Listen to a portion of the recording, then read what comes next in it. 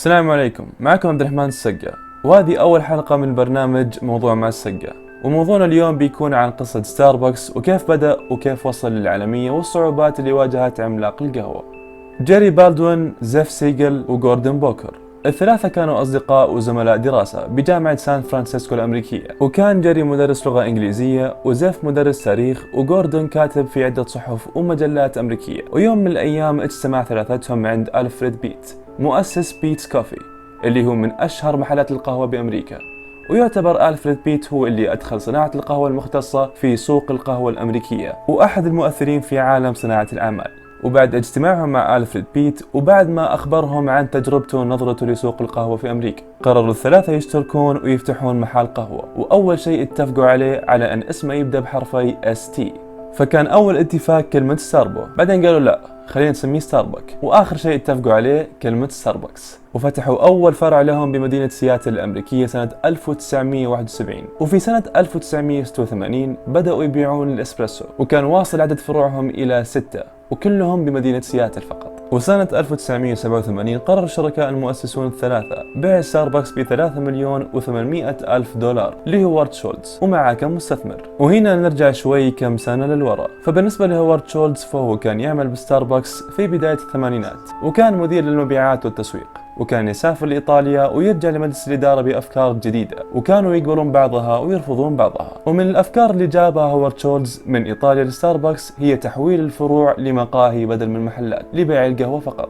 وفي منتصف الثمانينات ترك هوارد العمل في ستاربكس وقرر يفتح مقهى خاص فيه بعد ما زار أكثر من 500 مقهى في مدينة ميلان الإيطالية لأخذ بعض الأفكار، لكنه بدعم من بعض المستثمرين اللي عرض عليهم أفكاره قدر يشتري ستاربكس سنة 1987 مثل ما ذكرنا قبل شوي بقيمة $3.8 مليون أمريكي. وانطلق هوارد شولتز بستاربكس وقدر يتوسع فيه بقوة، وبدأ يفتح فروع خارج مدينة سياتل بمدن مثل شيكاغو الأمريكية وفانكوفر الكندية. ووصلت فروع ستاربكس إلى 46 فرع خلال سنتين تحت إدارة هوارد شولتز، وصارت الشركة تحمس قرابة 1000 طن من حبوب القهوة سنويا. وفي سنة 1992 أدرجت الشركة أسهمها في البورصة الأمريكية وحققت ارتفاع بنسبة 70% خلال أول شهرين بس. واستمر العملاق ستاربكس في التوسع والانتشار بأمريكا وأكثر دول العالم. وهنا نشوف الفرق بين أرباح ستاربكس بين 2005 و2019. ففي 2005 كانت أرباح ستاربكس $6.3 مليار،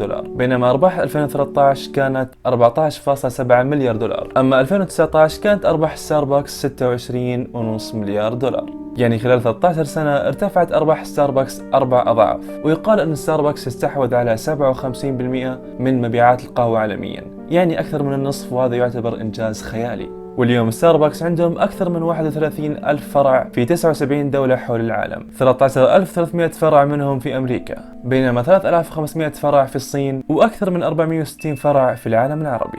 ففي الإمارات عندهم أكثر من 130 فرع، في السعودية أكثر من 90 فرع، وتليها باقي دول الخليج والأردن وتونس ومصر ولبنان والمغرب. ومع كل هذا التوسع والنجاح والأرباح الممتازة، إلا أني بذكر لكم أمثلة عن ستاربكس كيف قدرت تستمر في بعض الدول بصعوبة. فمثلا ستاربكس فتح أول فرع له في إيطاليا عام 2018، وكل هذا التأخير له سببين رئيسيين. الأول هو الخوف من عدم القبول في السوق الإيطالي والمعروف بالقهوة عالميا. أما السبب الثاني فهو سعر القهوة، فالقهوة في إيطاليا تعتبر أرخص من أسعار القهوة اللي تنباع في ستاربكس، لدرجة أن بعض الإيطاليين رفعوا شكوى على ستاربكس في مدينة ميلان عشان كانوا يبيعون قهوة بسعر أغلى من القهوة اللي كانت تنباع في المدينة.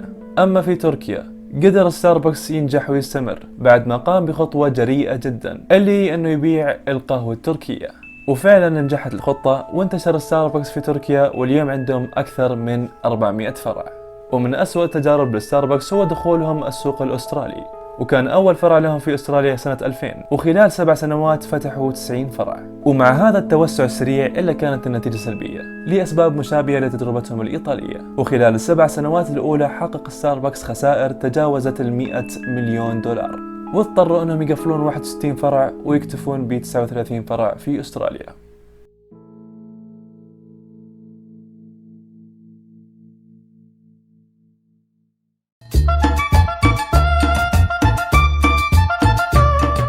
شكرا على المتابعة، وإن شاء الله تكون أعجبتكم الحلقة. تابعونا على الأيقونة وفعلوا الجرس، وشاركونا أفكاركم واقتراحاتكم في التعليقات.